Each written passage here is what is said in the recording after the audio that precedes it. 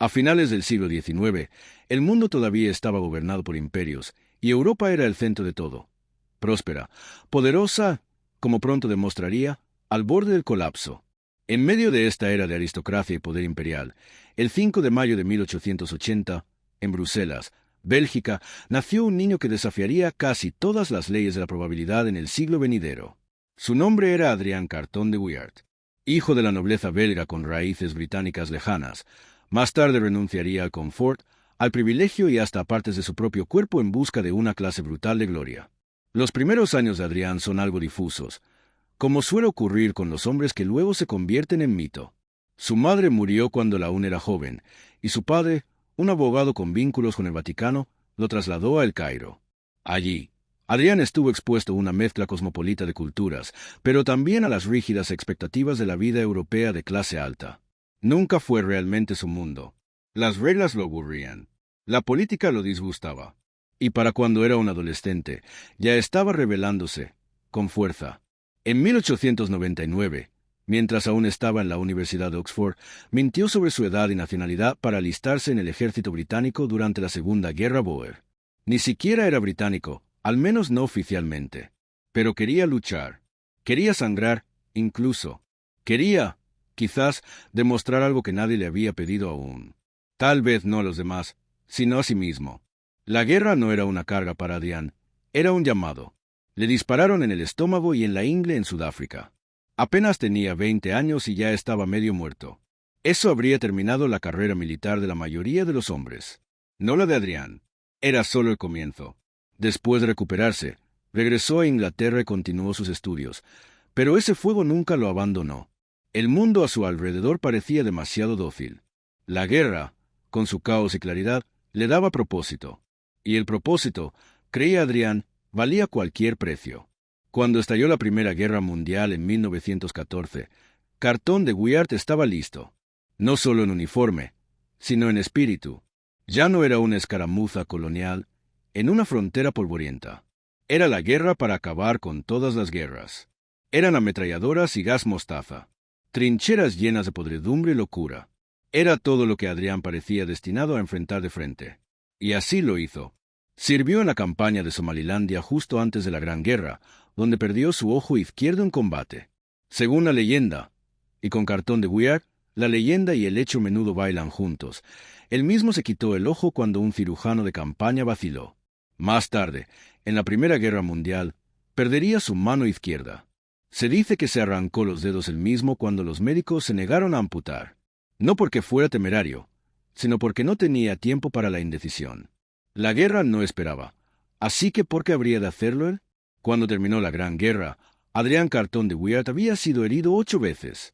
Le habían disparado en la cara, el estómago, el tobillo, la pierna, la cadera y la oreja. Había sido alcanzado por artillería y aún así, cada vez se arrastraba o lo llevaban de vuelta al frente. No hay poesía en ese tipo de resistencia. No es romántico, es sombrío, es aterrador. Y, sin embargo, hay una especie de belleza extraña en ello también. La fuerza pura de la voluntad humana negándose a morir. No era solo un hombre que sobrevivió a la guerra. Era un hombre que se negó a rendirse incluso ante sus propias heridas. Un hombre que llevaba sus cicatrices como medallas, pero no por exhibición, sino como prueba. Prueba de que pertenecía a esa rara raza de soldados que no solo luchaban contra el enemigo, sino contra el destino mismo. En las trincheras del frente occidental, donde la mayoría de los hombres solo esperaba regresar a casa, Adrián se sentía más vivo que en cualquier otro lugar. Lideraba con furia, mandaba con presencia. Sus hombres le temían, lo respetaban, lo seguían porque creían que sobreviviría a cualquier cosa, y él seguía demostrándoles que tenían razón. Y aún así, no había terminado. La guerra no lo mató, parecía afilarlo. En 1916, fue condecorado con la Cruz Victoria, el más alto galardón por valentía en el Imperio Británico.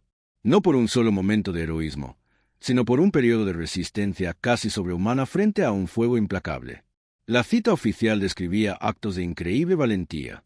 Extraoficialmente, los hombres a su alrededor sabían que había algo en Adrián que ni siquiera las balas podían entender.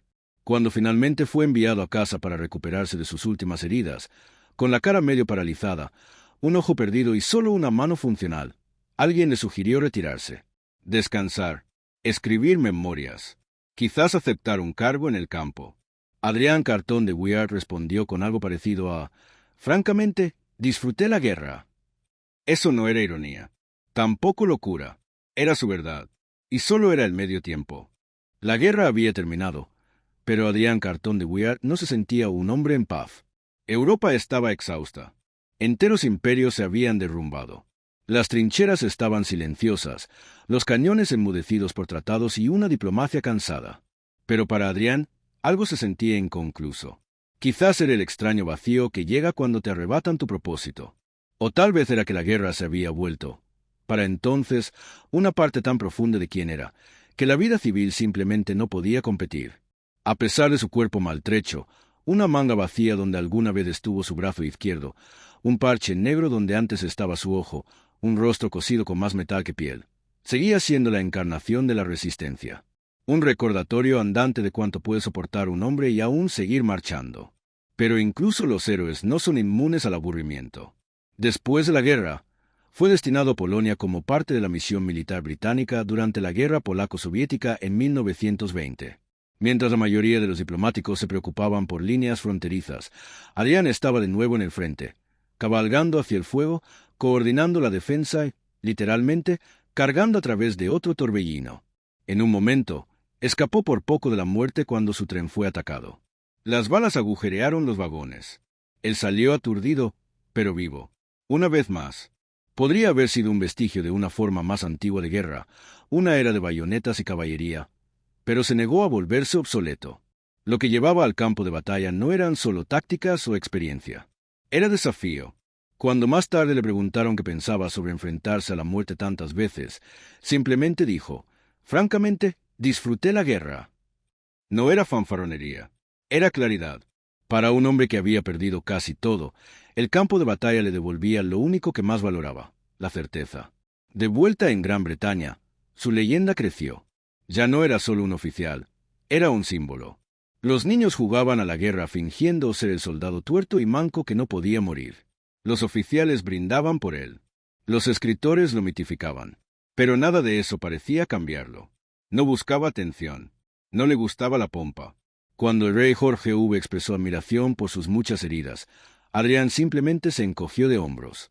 En 1923, se casó. Su nombre era la condesa Friederike María Caroline Henriette Rosa Sabina Franziska Fugger von Babenhausen, una mujer de nobleza austríaca. Tuvieron una hija, y por un breve momento, Adrián vivió la vida de un hombre que había sobrevivido lo peor y ahora merecía paz. Pero no duró. Nunca dura para hombres como él. A medida que avanzaban los años 30, el mundo una vez más comenzaba a inclinarse hacia la oscuridad. El fascismo se alzó en Italia. El nazismo en Alemania. La Liga de las Naciones se mostró ineficaz. Japón invadió Manchuria. Y aquellos con ojos para verlo sabían, otra guerra global no era una cuestión de sí, sino de cuándo. La mayoría de la generación de Adrián se había retirado o había muerto. Ya habían cumplido su deber, pagado su precio. Pero él no era la mayoría de los hombres. Cuando comenzó la Segunda Guerra Mundial en 1939, Adrián tenía casi 60 años. Y una vez más, se ofreció como voluntario para el servicio. Esta vez lo enviaron a Noruega. Los aliados estaban desesperados por bloquear el acceso alemán a puertos estratégicos y envíos de mineral de hierro. Fue una campaña caótica y mal planificada. Los soldados estaban mal equipados. La comunicación era deficiente. El clima, infernal. Pero allí, en medio de esa catástrofe helada, Adrián estaba de nuevo en su elemento. Se movía entre las tropas como un fantasma de otra era, mitad máquina, mitad hombre, impasible ante el fuego enemigo, el frío o el caos. Fue herido de nuevo. Esquirlas, esta vez. Más cicatrices, más sangre, más prueba. Fue evacuado, pero no había terminado. Ni siquiera cerca. Lo que vino después podría ser el capítulo más surrealista de una vida ya rebosante de improbabilidades. En 1941, Adrián fue enviado en una misión diplomática secreta a Yugoslavia. Su avión, un RAF Vickers Wellington, se estrelló en el Mediterráneo frente a la costa de Libia. Sobrevivió. Por supuesto que lo hizo, pero luego fue capturado por los italianos. La mayoría de los prisioneros se habrían derrumbado ante semejante desgracia.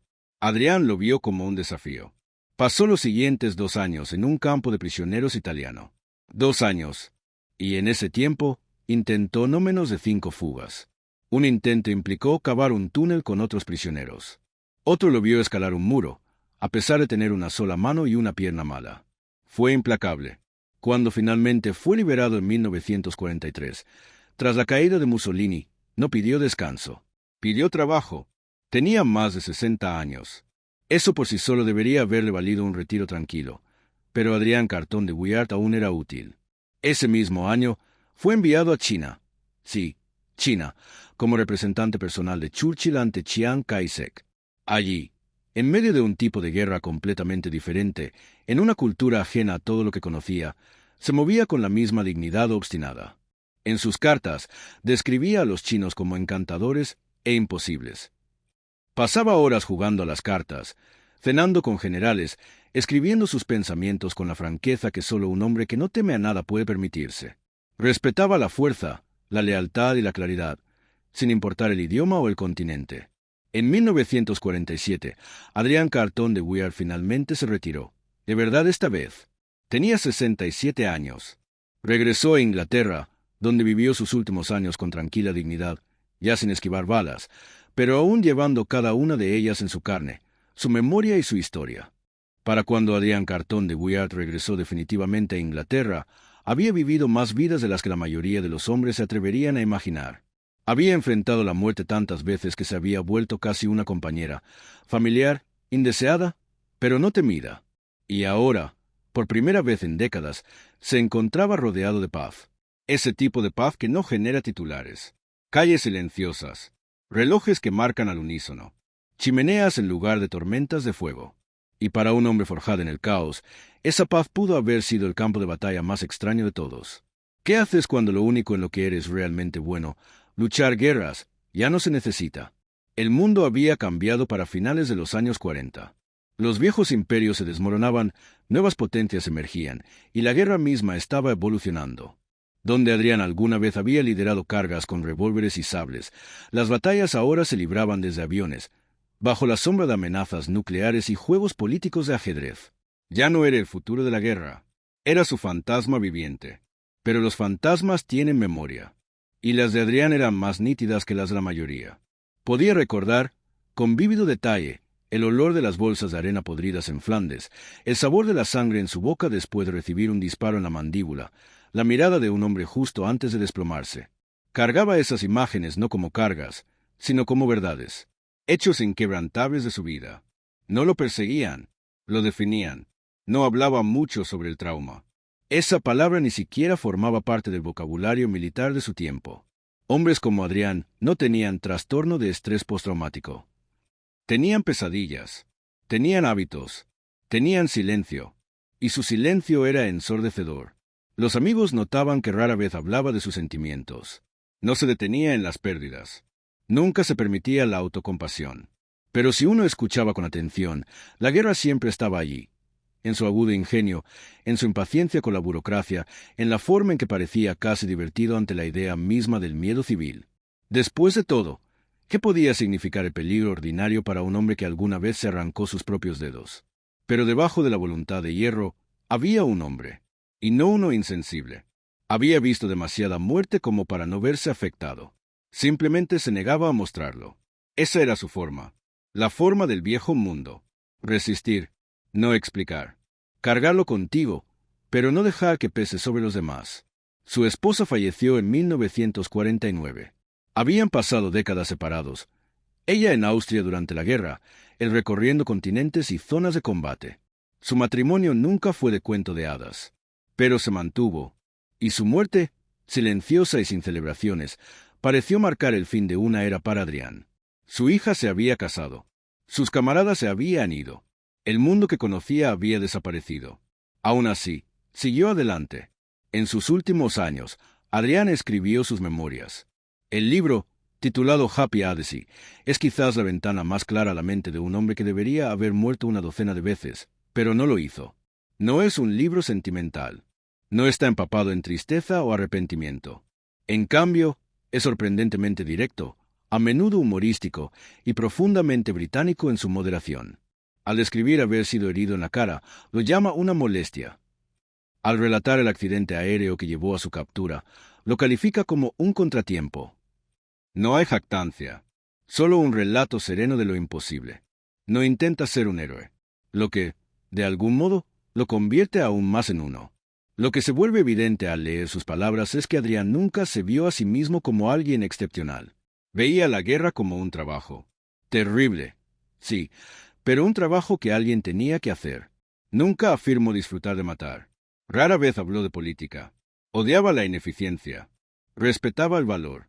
Y creía, quizás más que en cualquier otra cosa, en el valor del deber. Esa creencia había sido puesta a prueba más brutalmente que la de la mayoría.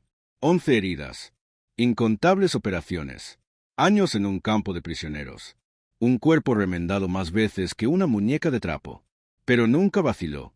Porque vacilar, a sus ojos, habría significado rendirse ante aquello que lo había definido.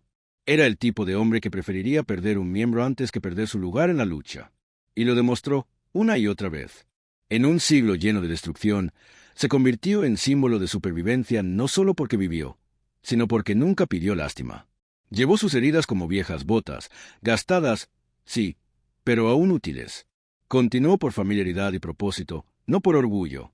En 1963, a los 83 años, Adrián Cartón de Wiart murió pacíficamente en su cama. Deja que eso repose un momento. Después de sobrevivir a balas, esquirlas, accidentes aéreos y campos de prisioneros, después de entregar medio cuerpo al campo de batalla, murió con una almohada bajo la cabeza. No en una trinchera, no en un bombardeo, no en una llamarada de gloria, sino en la quietud. Un soldado hasta el final, pero también un hombre que, quizás por primera vez en décadas, pudo encontrarse con la muerte no con un gruñido, sino con descanso.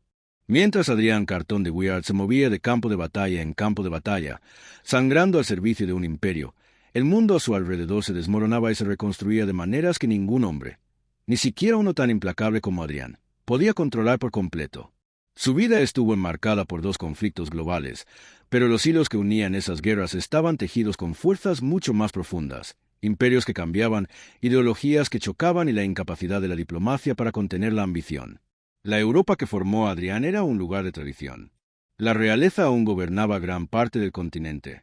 Los imperios coloniales se extendían por África, Asia y más allá. Los valores del deber, el honor y el sacrificio no eran solo ideales, eran instituciones. Adrián nació en ese mundo, moldeado por sus códigos y forjado en un soldado que creía, por encima de todo, en la rectitud de la acción. Pero a medida que el siglo XX se desplegaba, esos viejos valores fueron puestos bajo asedio. La Primera Guerra Mundial rompió la ilusión de una guerra noble. Ya no eran cargas de caballería y uniformes relucientes. Era podredumbre en las trincheras. Artillería que convertía a los hombres en niebla. Ametralladoras que podían borrar a una compañía en segundos. La era industrial había convertido la matanza en una ciencia. Y aún así, Adrián prosperó en ese horror. No porque amara la violencia, sino porque la comprendía. Había una especie de claridad extraña en el combate para él, una simplicidad que la vida civil nunca ofrecía. Órdenes, objetivos, enemigos, sin juegos, sin pretensiones, solo supervivencia y servicio. Pero mientras se perdía ojos y manos, el mundo perdía la paciencia con el mismo sistema por el que él luchaba. Las monarquías cayeron. Surgieron revoluciones. El imperio ruso colapsó, dando nacimiento a la Unión Soviética. El imperio otomano se desmoronó. Austria-Hungría se disolvió. El propio mapa de Europa fue reescrito, y Adrián, a su manera, fue testigo de todo ello. En Polonia, vio de primera mano lo frágiles que podían ser las naciones. Como las fronteras trazadas por diplomáticos sobre papel a menudo se disolvían en sangre. Vio expandirse el comunismo como un incendio, desafiando todo lo que alguna vez le enseñaron sobre deber y la jerarquía. Para Adrián, había una locura en todo eso. No solo en las ideologías mismas, sino en la forma en que el mundo parecía caer en ellas, una y otra vez. Luego llegaron los años de entreguerras. Mientras Adrián permanecía en uniforme, Europa se entregaba a la ilusión de la paz. Pero bajo la superficie, los viejos resentimientos supuraban. Alemania, humillada por el Tratado de Versalles, hervía en silencio. Italia giró hacia el fascismo. Japón fijó su mirada en la conquista. Y la Liga de las Naciones, aquel gran sueño de diplomacia, Demostró ser incapaz de prevenir siquiera conflictos menores, mucho menos la tormenta que se avecinaba. Cuando estalló la Segunda Guerra Mundial, Adrián no se sorprendió. ¿Cómo podría? Había visto las señales durante años. El alardeo, los tratados rotos, el rearme. Era una secuela escrita en sangre mucho antes de que se alzara el telón. Y una vez más, se adentró en el caos. Pero ahora luchaba en un mundo que apenas se parecía al que había conocido décadas atrás. Los soldados llevaban radios, no cornetas. Las batallas se seguían desde el cielo, no solo desde las trincheras. El enemigo ya no siempre estaba frente a ti. Podía estar a miles de kilómetros, presionando un botón que soltaba la muerte desde las nubes. Y aún así, lo esencial permanecía igual. Los hombres seguían muriendo. Los líderes seguían apostando vidas como moneda. Y Adrián seguía creyendo en la lucha. No por conquista, no por política, sino por el orden, por el soldado a su lado, por el principio de que algunas cosas valen la pena ser sangradas. En China, encontró otro mundo en plena transformación. La frágil alianza de Chiang Kai-shek contra los japoneses, la sombra creciente del comunismo bajo Mao, las complejidades culturales de una nación que intentaba modernizarse mientras se aferraba a su pasado. Adrián, un vestigio del imperialismo británico, ahora se erguía como un puente diplomático en una guerra que no comprendía del todo, pero que respetaba lo suficiente como para navegarla con cuidado. No pretendía entender cada matiz. No lo necesitaba. Estaba allí para servir. Y aun a miles de kilómetros del frente occidental, incluso hablando a través de traductores en palacios de Pekín, esa parte esencial de él, el soldado que no se rendía, seguía intacta. Pero esto es lo verdaderamente notable. Incluso después de décadas de guerra, traición y desilusión, Adrián Carton de Wiart nunca perdió la fe en las personas. Desconfiaba de la política. Tenía poca paciencia para la diplomacia. Pero creía en los individuos, en el valor, en la resiliencia. Lo había visto demasiadas veces como para descartarlo. El soldado polaco cargando contra un tanque con solo un fusil. El oficial chino manteniendo una línea contra probabilidades imposibles. El campesino italiano que le ofrecía pan mientras era prisionero. A pesar de toda la muerte que presenció, nunca se volvió cínico. Solo lúcido. Y tal vez eso fue lo que realmente lo distinguió. No solo las heridas, las medallas o la locura de sus fugas, sino el hecho de que, después de todo, después de un mundo que se destrozó a sí mismo no una, sino dos veces, podía aún despertar, mirar el amanecer y ver una razón para seguir adelante. No glorificó la guerra, pero tampoco se disculpó por ella. En su mundo, la guerra era el precio de no actuar cuando importaba. Y él pagó ese precio, una y otra vez. Es fácil convertir a un hombre como Adrián Carton de Wiart en un mito. El soldado tuerto y manco que se arrancó sus propios dedos, sobrevivió a un accidente aéreo, escapó de campos de prisioneros y volvió a la guerra en sus 60 años. Sobre papel, parece ficción. Un guionista de Hollywood sería advertido de que lo hiciera más creíble, que bajara el tono. Pero la vida de Adrián no se preocupaba por la plausibilidad. Se preocupaba por la determinación. Y aún así, recordarlo solo como el soldado inmortal es perder algo más profundo, algo más humano. Porque debajo de las medallas, del parche en el ojo y de las historias contadas en los cuarteles del ejército a través de continentes, había un hombre que nunca buscó atención, nunca persiguió la fama, nunca intentó decirle al mundo qué debía pensar de él. Quizás por eso la leyenda creció tan rápido. Hombres como Adrián no construyen sus mitos, los dejan atrás como huellas. Sus compañeros de armas contaban las historias. Los oficiales transmitían sus hazañas como evangelio. Los jóvenes reclutas aprendían su nombre mucho antes de aprender la estructura de sus fusiles, porque él representaba algo que no cambiaba, incluso cuando el mundo sí lo hacía. Lo que representaba era esto: cuando el mundo arde, algunos hombres no huyen del fuego, caminan hacia él, y no era porque fueran intrépidos. Adrián nunca afirmó no tener miedo. Simplemente no permitía que lo detuviera. Existe un relato de cuando recibió un disparo en la cabeza, su ojo destruido, y tras ser tratado, insistió en volver al frente. Cuando le preguntaron por qué, respondió que no podía abandonar a sus hombres. No era ego, era deber. Era el código de un mundo antiguo. Un código que Adrián nunca abandonó, incluso cuando todos los demás lo hicieron. Pero incluso los códigos tienen su precio. Su cuerpo era un mapa de traumas. Cicatrices cruzaban su rostro. Su brazo izquierdo terminaba en la muñeca. Un ojo era un vacío negro. Caminaba con dolor, Dormía con fantasmas y aún así no pedía compasión. No usaba sus heridas como excusa. Las usaba como combustible. En verdad, Adrián nunca dejó de ser un soldado. Ni siquiera después de la guerra. Ni siquiera en el retiro. El mundo cambió. Los ejércitos se modernizaron. Pero él siguió siendo la encarnación de algo primitivo. La voluntad de resistir. Por eso la gente lo recuerda. Por eso, décadas después, su nombre sigue apareciendo cada vez que alguien pregunta: ¿qué significa realmente ser valiente? Pero la valentía, en el caso de Adrián, no consistía en quedarse quieto frente a las balas. Consistía en levantarse cuando nadie esperaba que lo hiciera. Una y otra vez. Cuando fue capturado por los italianos y encerrado en un campo de prisioneros, la mayoría de los hombres se resignaron a esperar. Adrián planeó 5 fugas. Escaló muros con una sola mano. Cavó túneles con una pierna maltrecha. No solo intentaba escapar, intentaba vivir bajo sus propios términos. Esa fue su guerra, incluso en cautiverio. Y lo que es más, no estaba amargado. En sus memorias, escribió sobre su tiempo en cautiverio con diversión. En un punto, describió a los guardias italianos como amables pero despistados, y detalló cómo los engañó para obtener acceso a herramientas para su fuga. No intentaba humillarlos. Intentaba ganar. Incluso en tiempos de paz, jugaba el juego de la guerra. Esto es lo que hace que su legado sea más que una lista de batallas o heridas. Se trata de una mentalidad, de determinación, de humor frente al absurdo. Era profundamente humano, imperfecto, feroz, impaciente, leal hasta el extremo, pero nunca vaciló. No por aplausos, no por reconocimiento, simplemente porque no sabía ser de otra forma. Y por eso, su leyenda solo ha crecido con el tiempo. Las academias militares aún cuentan su historia. Los soldados aún lo citan como ejemplo de lo que es posible cuando simplemente te niegas a quebrarte. Pero quizás su mayor legado no se encuentra en los libros de historia ni en las medallas.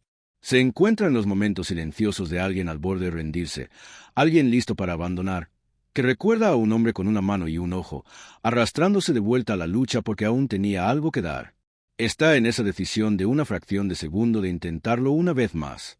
Ese es el verdadero regalo de Adrián al mundo.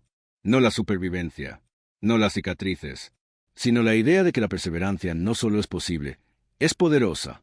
Adrián Carton de Wiart nunca pretendió influir en la historia. No fue un estadista que trazara fronteras ni un general que diseñara grandes estrategias. No escribió manifiestos. No era particularmente político. Y, sin embargo, el peso de su historia, su supervivencia, su pura negación ante las probabilidades, dejó huellas en la mente de las generaciones que lo siguieron. Es un tipo de influencia extraña, silenciosa, no oficial, pero innegable.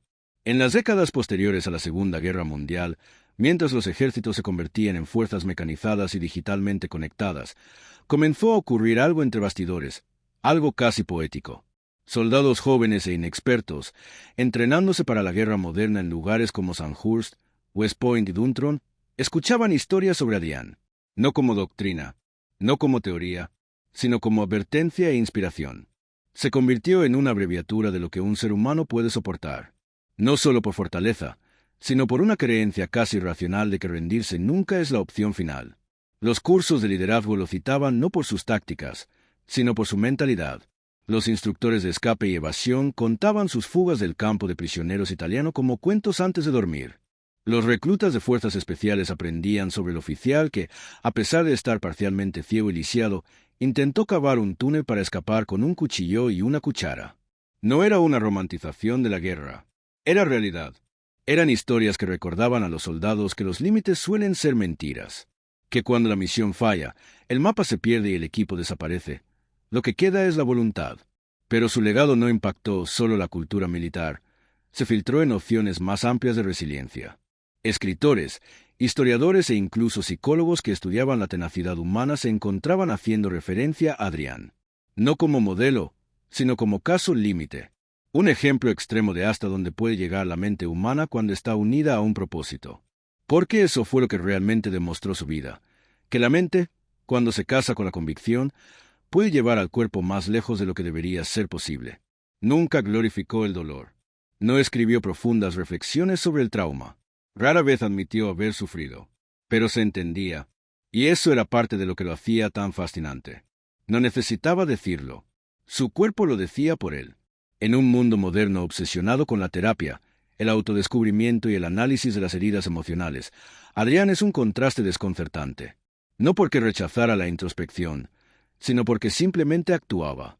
Esa filosofía basada en la acción, en hacer antes de explicar, se ha vuelto rara, y para muchos, refrescante. También desafió otro mito moderno, que el trauma siempre lleva a la destrucción. Para Adrián, el trauma se convirtió en propósito. No lo hizo un santo, lo hizo enfocado, afilado, despojado de ilusión. Y en esa crudeza, muchos vieron verdad. Hay otra capa de su influencia que rara vez se discute, la forma en que redefinió silenciosamente lo que significaba ser discapacitado. Adrián Carton de Wiart fue un héroe de guerra discapacitado mucho antes de que el mundo reconociera ese término. No ocultaba sus heridas. Tampoco las usaba para definirse. Dirigía hombres con una sola mano. Apuntaba armas con un solo ojo. Escapaba del cautiverio cojeando. Al hacerlo, rompió el estigma silencioso de que una lesión equivale a incapacidad. Para sus hombres, sus heridas no eran una debilidad. Eran prueba de que había estado donde ellos iban, que ya había pagado el precio, que no les pedía nada que él mismo no hubiera soportado. Ese tipo de liderazgo, ganado con sangre, no con rango, genera una lealtad que ningún uniforme puede garantizar por sí solo. Y aún así, Adrián no se veía como alguien especial. Quizás esa sea la parte más profunda de su historia. No creía ser extraordinario. Para él, esto era simplemente lo que había que hacer. Su supervivencia no fue un milagro. Fue el resultado de su terquedad, del momento adecuado y de una negativa a ser menos que presente. Hoy, en una era de imágenes cuidadas y valentía performativa, su historia atraviesa el ruido como una bala a través del humo. No tenía seguidores. Tenía cicatrices. No construyó una marca. Construyó un legado de acción. Y quizás por eso, décadas después de su muerte, en libros y academias, en artículos y susurros de cuartel, Adrián Carton de Wiart sigue importando. Porque en un mundo que busca atajos, él fue el camino largo. Porque cuando hablamos de héroes, solemos pensar en capas y frases heroicas. Pero a veces, todo lo que se necesita es un hombre con una mano, un ojo y ninguna rendición. Si despojas el mito, los titulares, las medallas y los relatos de supervivencia dramática, te queda algo aún más poderoso. Una serie de momentos, crudos y brutales, en los que Adrián Carton de Wiart eligió no solo resistir, sino liderar mientras sangraba. No una vez, no dos, sino una y otra vez, en circunstancias que habrían reducido al silencio incluso a los más valientes. No fueron historias cuidadosamente escenificadas para unas memorias. Fueron momentos forjados en el instante entre el instinto y la muerte. Uno de los más definitorios ocurrió en 1915, en las trincheras plagadas de horror cerca de la Boisselle, durante la batalla del Somme, un nombre que todavía resuena con fantasmas. Adrián comandaba tropas en el barro implacable del frente occidental. El aire estaba denso de cordita, gritos y el chapoteo húmedo de la tierra tragando cuerpos. La comunicación era primitiva, el suministro poco fiable, y la moral apenas un suspiro. En medio de ese caos, Adrián fue herido, una vez más. Ya había perdido un ojo en una batalla anterior en África Oriental. Ahora, fragmentos de metralla le atravesaron el rostro, destrozándole la mandíbula y abriéndole la oreja. Pero la herida que habría acabado con otro hombre apenas lo frenó. Simplemente volvió a mandar. Con la sangre corriendo por su uniforme, la voz destrozada y apenas audible, dio órdenes. No desde una tienda de hospital, no desde la retaguardia, desde el frente. Más tarde, los médicos intentarían extraer los fragmentos incrustados en su cara. Rechazó la anestesia. Más de una vez. Simplemente arrancó los trozos él mismo. El dolor no era algo que evitara. El dolor era algo que calculaba. Y luego llegó el momento que le valió la Cruz Victoria. Ocurrió durante la batalla de la Boisselle, parte de la desastrosa campaña del Somme. La lucha era grotesca. Los soldados salían de las trincheras hacia tierra de nadie, donde las ametralladoras convertían la carne en vapor en segundos. En medio de esa pesadilla, el liderazgo de Adrián no solo se mantuvo, electrizó. Cuando el ataque británico se estancó bajo el fuego abrasador alemán, no esperó refuerzos. Cargó hacia adelante, no para retirarse, no para rescatar, para liderar, para seguir avanzando.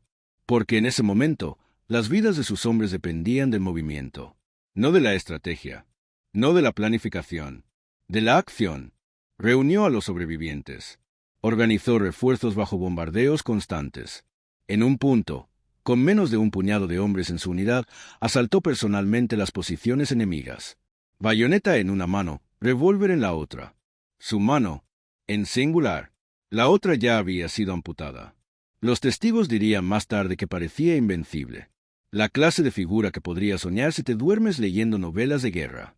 Cubierto de barro, empapado en sangre y aterradoramente sereno bajo el fuego. No gritaba, no entraba en pánico.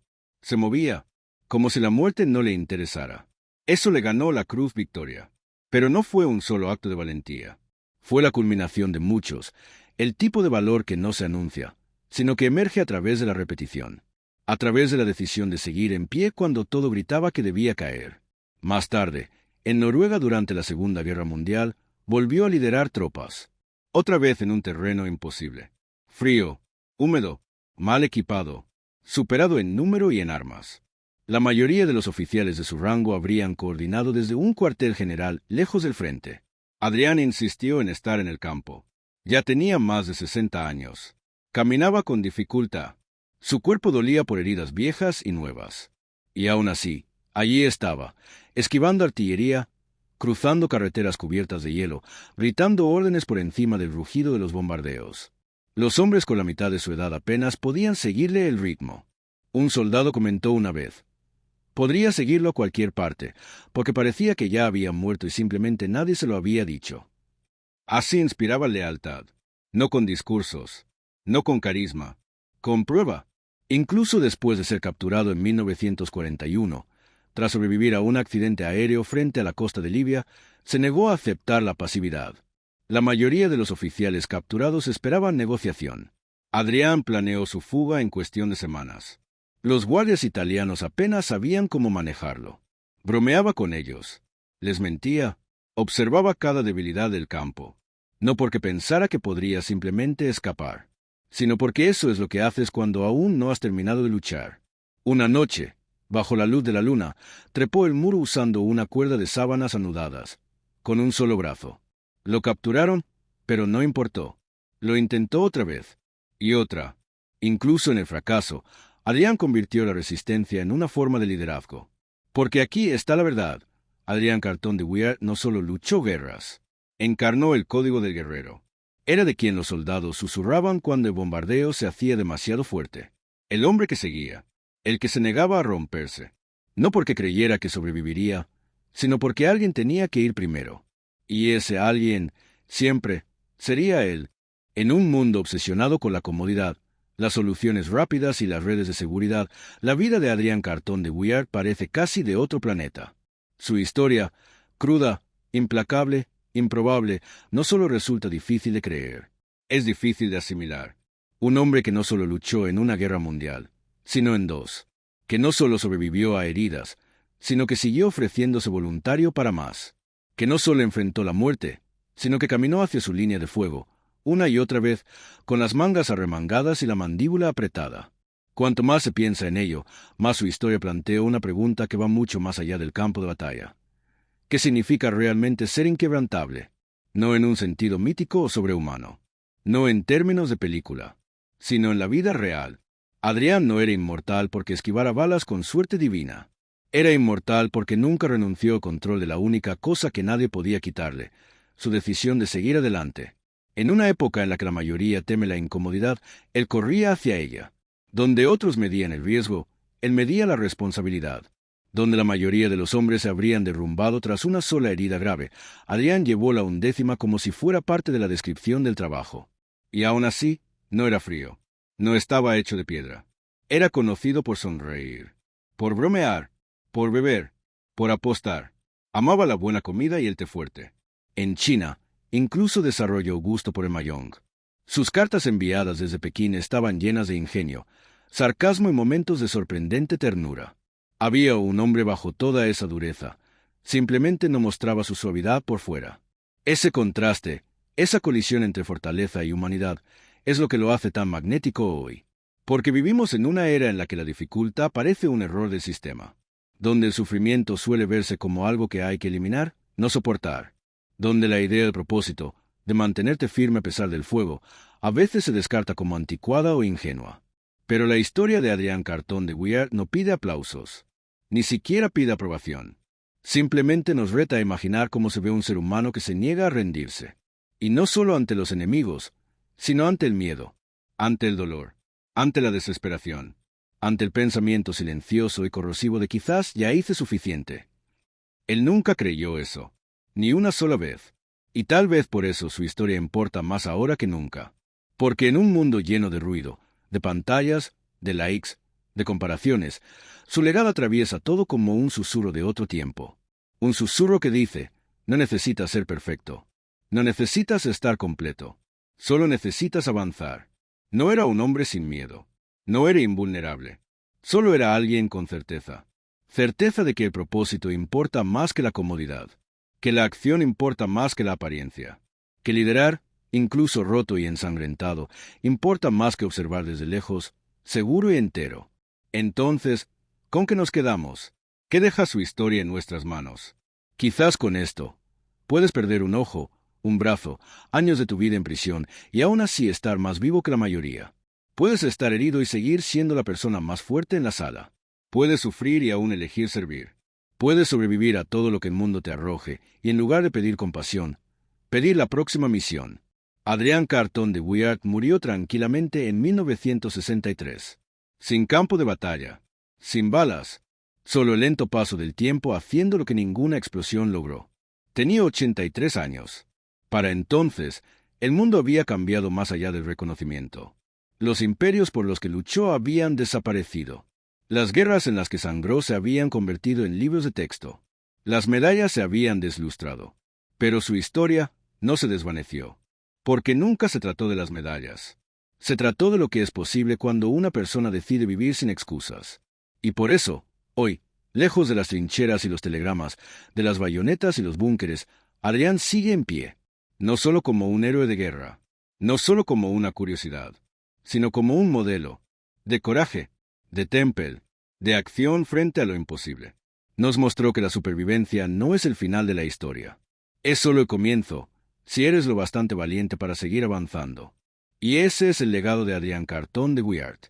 Un hombre, un ojo, una mano, ninguna rendición. Jamás.